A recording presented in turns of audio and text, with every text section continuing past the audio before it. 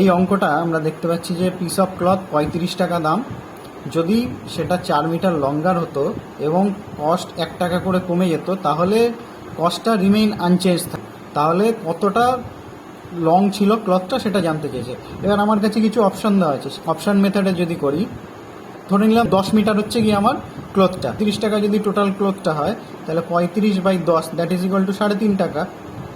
এবারে আমার বলেছে যদি 4 মিটার লং হয়, তাহলে 10 আর 4 14 মিটার যদি এখন আমার ক্লথটা হয় আর 1 টাকা যদি কমে, তার মানে 3.5 minus 1 that is equal to 2.5 টাকা।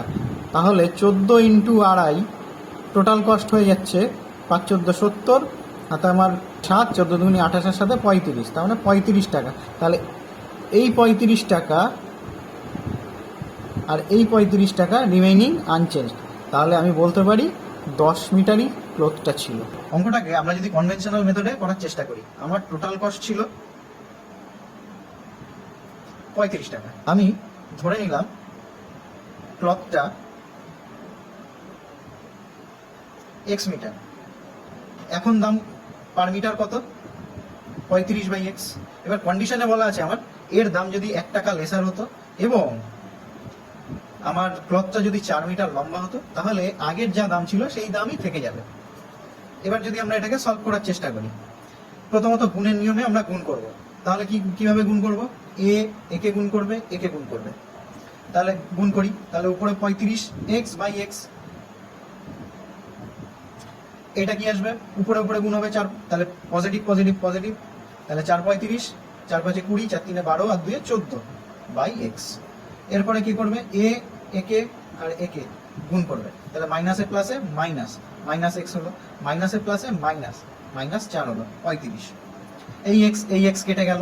সংখ্যাগুলোকে আগে সাজিয়ে ফেলি, তাহলে 35 মাইনাস 4, আর এদিকে থাকলো 140/x minus x equal to 35। আবার দেখছি এদিকে পজিটিভ 35, এদিকে পজিটিভ 35, 35 কেটে গেল। 140/x minus x minus 4 equal to 0। এখান থেকে আমরা কি করব? এক্সটাকে লসাগু করব, তাহলে এটা 140 আসছে, minus x square minus 4x equal to 0। এই এক্সটা ওইদিকে চলে গেলে গুণ হবে, 0 হয়ে যাবে। তাহলে আমরা এটাকে যদি সাজাই, তাহলে 140 minus x square minus 4x equal to 0। এবারে আমরা সব টার্মটাকে যদি ওইদিকে নিয়ে যাই, তাহলে এক্স স্কোয়ারটা পজিটিভ, 4xটা পজিটিভ, 140টা হয়ে গেল নেগেটিভ ইকুয়াল টু 0। এবারে মিডল টার্ম ফ্যাক্টরে সলিউশনটা করার চেষ্টা করি, তাহলেই গিয়ে এক্স এর ভ্যালু বার করতে পারবো।